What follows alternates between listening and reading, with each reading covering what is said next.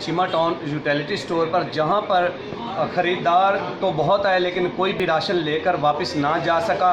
और यहां पर जो गवर्नमेंट ने OTP कोड का सिस्टम कर दिया कि आप अपना मोबाइल भी लेके आओ और उसके साथ आप अपना जो है ID कार्ड भी लेके आओ, और मैसेज करने पर नादरा की तरफ से आपको मैसेज मौसूल होगा, तब ही जाके उसमें जो कोड आएगा वो इंटर किया जाएगा और फिर आपको राशन मिलेगा। अगर इसी दौरान अगर सिस्टम स्लो है तो फिर आपका कोड जो है वो नहीं आएगा, तो आप यूटिलिटी स्टोर पे सिवाय इंतज़ार करने के और कुछ नहीं कर सकते।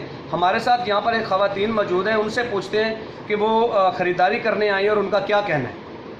बात सुने, हम यहाँ कोड बताएं, अपना नंबर बताएं, जब तक हमें रिप्लाई नहीं आएगा तो हमें राशन नहीं मिलेगा। हमें बताएं जब हमारे मर्द बाहर हैं, हम यहाँ जलील होने के लिए आए, ठीक है, हम अपना फ़ोन नंबर बताएं, लेडीज़ हो कि हम अपना जेंट्स के सामने फ़ोन नंबर बताएं, एक घंटा जलील हो तो हमें मिलेगा राशन। ये कौन सी बात है? ये नया कोई तरीका निकाला जलील करने का?